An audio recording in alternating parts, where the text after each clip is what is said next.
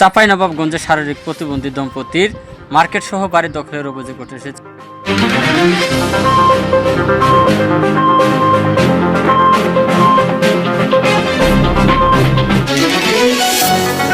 চাঁপাইনবাবগঞ্জে শারীরিক প্রতিবন্ধী দম্পতির মার্কেট সহ বাড়ি দখলের অভিযোগ উঠে এসেছে অবসরপ্রাপ্ত কর্মকর্তা মোশাররফ হোসেনের বিরুদ্ধে। চাঁপাইনবাবগঞ্জ জেলা প্রতিনিধি মোহাম্মদ মাহিদুল ইসলাম ফরহাদ। চাঁপাইনবাবগঞ্জে শারীরিক প্রতিবন্ধী দম্পতির মার্কেট সহ বাড়ি দখলের অভিযোগ উঠে এসেছে অবসরপ্রাপ্ত সরকারি কর্মকর্তা মোশাররফ হোসেন ও ছোট জামাই সোহেলের বিরুদ্ধে। সংবাদ সম্মেলনে এমন অভিযোগ করেন একে আজাদ। গত শনিবার 20 জুন সকালে চাঁপাইনবাবগঞ্জ জেলা শহরের হজরাপুর চাঁপাই প্রেস ক্লাব হলরুমে এক সংবাদ সম্মেলনে এমন অভিযোগ তুলে ধরেন। লিখিত বক্তব্যে জানান, চাঁপাইনবাবগঞ্জ সদর উপজেলার গোবরাতলা ইউনিয়নের মহিপুরে অবস্থিত মার্কেট সহ বাড়ি দখলের জেরে আদালতে মামলা দায়ের করা হলেও 1149 জমির উপরে আদালত 144 ধারা জারি করেন।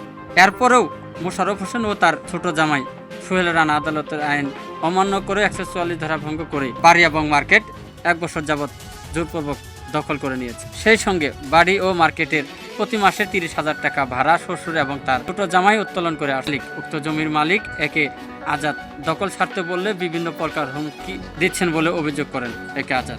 এ ঘটনার বিষয়ে অবসরপ্রাপ্ত সরকারি কর্মকর্তা মোশাররফ হোসেনের মুঠোফোনে ঘটনার বিষয়ে জানতে চাইলে জানান, তার বিরুদ্ধে আনিত যে অভিযোগ সম্পূর্ণ মিথ্যে।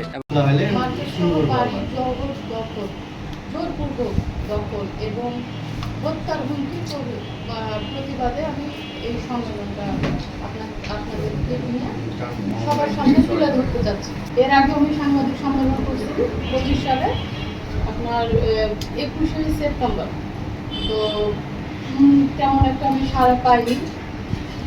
আর আমার আব্বু দুই বোনকে আমাদের সমানভাবে সম্পত্তি লিখে দেওয়ার পরও এখন মানে আমার উপর যে নির্যাতন চালাচ্ছে, একটা নিষেধাজ্ঞা থাকার পরে সে আর তার জামাই মানে আমার ছোট বোনের হাজবেন্ড সোহেল রানা আমার সাইডে দোকান থেকে শুরু করে সব কিছু তারা জবরদখল করে ভাড়া উঠাচ্ছে এবং নতুন করে ভাড়া দিচ্ছেও। আর আমার সম্পত্তি আমি আমার হাজবেন্ডকে দেওয়াতে আমার আব্বা ক্ষুব্ধ হয়ে আমার নামে মামলা করছে। এটা আমার বোন জামাই করাইছে। আর আমার হাজবেন্ডকে আমি কেন দিয়েছি, এটা একটা প্রশ্ন। আমার হাজবেন্ডকে এর জন্য দিয়েছি, আমার এর পূর্বে আমার বিয়ে হয়েছিল, আমি শারীরিকভাবে প্রতিবন্ধী। আমার আব্বা সম্পত্তি দেখায় বিয়ে দিয়েছে। তখন ওই একই ঘটনা ঘটছে। আমার ওরা যখন আমার মানে সম্পত্তি যেই হিসাবে আমাকে বিয়ে দেওয়া হয়েছে ওই হিসাবে আমার আব্বা যখন ছেলেদের সাথে করেনি তখন আমাকে ওই হাজবেন্ড মারধর করতো। তোমার বাবার এটা দেওয়ার কথা ছিল বা এরকম করার কথা ছিল, আমাকে দাঁড়ানোর কথা ছিল, তো দেয়নি। তখন আমি বাধ্য হয়ে 3 বছরের মাথায় আমি ওই সংসারটা ছেড়ে দিই। এবং ওই দিকের পক্ষের আমার একটা সন্তান আছে, মেয়ে সন্তান। তো আমার বোনের কোনো সন্তান হয় না। তখন আমি আমার ওই মেয়ে সন্তানকে তাদেরকে দিয়ে দিই এবং তাদের নামে পরিচিত করি, কিন্তু লালন পালন আমি করি, তাকে লেখাপড়া আমি শিখাই। তো যাই হোক, আমার আব্বা আমার মাধ্যমে অনেক সম্পত্তি বিক্রি করেছে। তার জন্য আমার ভবিষ্যতের কথা ভাবে কিন্তু কোনো ডিপোজিট বা কোনো কিছু করে দেয়নি। এখন মার্কেট সহ একটা বাড়ি আর বেহুলায় একটা বাড়ি, এই দুইটাই মানে আমার নামে আছে। এখন ওরা আমাকে না জানায় আমার বোন জামাই মাতব্বরি করে আমার বাপের সাথে মিলিত হয়ে যে আপনি করেন, এটা 24 সালে আপনি মার্কেটে বাড়িটা বিক্রি করে দেন, আমার সাইডে মণিপুরে আমি আমার ইউনিটে বাড়ি তুলব।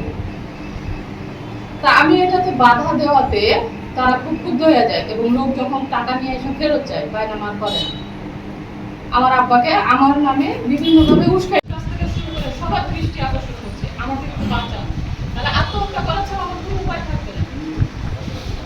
আমার বাপ কিছুদিন আগে এই মাসেরই 8 তারিখে আম পাড়ে নিয়ে 16,000 টাকা বিক্রি করছে, যেখানে নিষেধাজ্ঞা দেওয়া আছে 144 ধারা আমার জায়গার উপর আর ওর ছোট মেয়ের জায়গার উপর। এগুলো সব অভিনয় করে ওর ছোট মেয়েকে নিয়ে একসাথে বসবাস করে খাচ্ছে, তার ভালো মন্দ সব কিছুই দেখছে।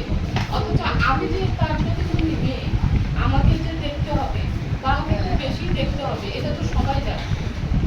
সে ছোটবেলা থেকে 5 বছরের মেয়ে, তারা স্বামী স্ত্রী আমাকে চাট করায়, তারা বন্ধ করে সিনেমা দেখতে যায়। ওখানে যখন আমি নতুন করে বদলি হয়ে যায় আমার বাবা, তখন এক নানির মুখে শুনি তোর জীবনটা এভাবেই গেছে, তোর বাবা মা প্রায় তোকে তালাবদ্ধ করে করতে দেয়।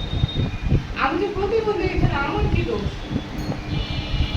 আমি তো ইচ্ছা করে এরকম হই নাই। আজকে সম্পত্তি দিয়েছো তোমরা বিক্রি করে, আমার হাতে সব অনেক ধরনের সম্পত্তি বিক্রি করেছ, আমি তো 1 টাকাও চাই না। পিলখানা থেকে 10,000 টাকা করে 6 মাস পর পর প্রতিবন্ধী হিসেবে আমাকে দেওয়া হতো, তা সেটাও আমার বাপ নিয়ে নিত। আমি কোনোদিন তো বলিনি যে আমাকে ওখান থেকে কিছু টাকা দাও। তাইলে আজকে যখন আমি একটু বাঁচার জন্য এক সাইড বিক্রি করে ওদের কাছ থেকে সরে যেতে চাচ্ছি, যে আমার হাজব্যান্ডকে নিয়ে আমি আলাদাভাবে একটু সুখে শান্তিতে থাকবো। তার বয়সটা তো কম না, আমার বয়সও হয়ে যাচ্ছে। আমার যে শারীরিক প্রবলেমগুলো দেখা দিচ্ছে, আমি ডাক্তার দেখা